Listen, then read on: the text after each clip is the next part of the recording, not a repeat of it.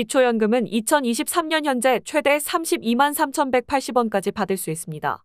주변을 살펴보면 부자인 것 같은데 기초연금을 받고 어려우신 것 같은데 기초연금을 못 받는 어르신들이 있습니다.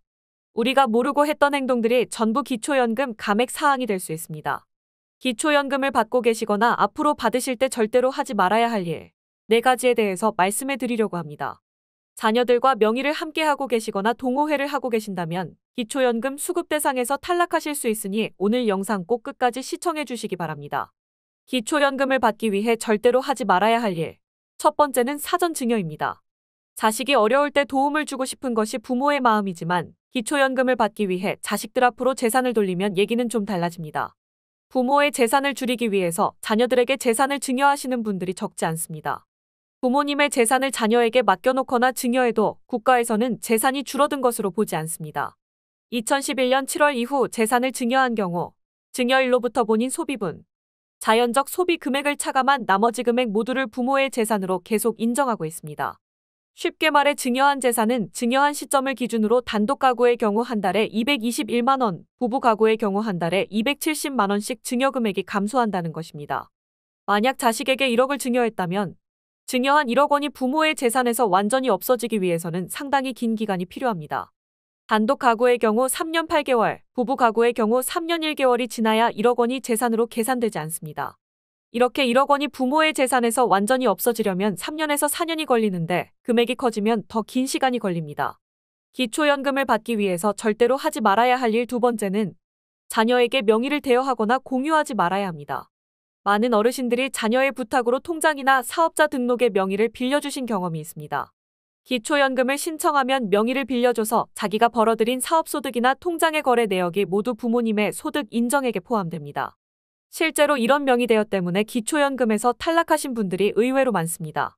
명의 대여를 통한 소득은 대부분은 불법, 편법이기 때문에 실제로 소명할 수 있는 방법이 없다는 것이 더 큰 문제라고 할 수 있습니다.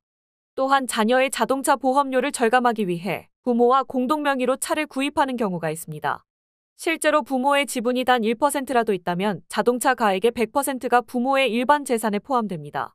만약 4천만 원 이상의 고급 승용차를 부모와 공동명의로 등록했다면 부모의 기초연금은 무조건 탈락이라고 보시면 됩니다.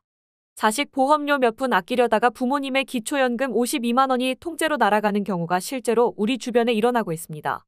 기초연금을 받고 계시거나 신청 전이시라면 자녀에게 명의를 대여하거나 공유하시는 일엔 신중하셔야 합니다.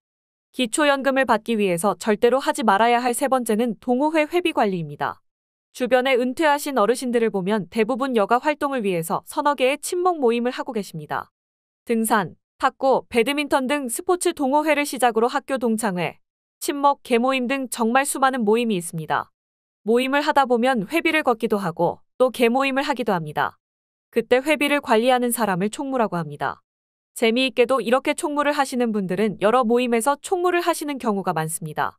그런데 총무들이 회비 통장을 보통 자신의 명의로 된 통장으로 관리하시는 경우가 많습니다. 동호회 회비 관리를 자신의 명의로 하실 경우 동호회 공금이 모두 본인의 금융재산으로 반영됩니다.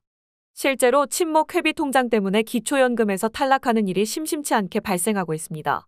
그런데 이 경우 친목회비라는 것을 입증하는 소명자료를 제출하기도 쉽지 않고 설사 제출하더라도 담당 공무원이 잘 인정하려 하지 않습니다.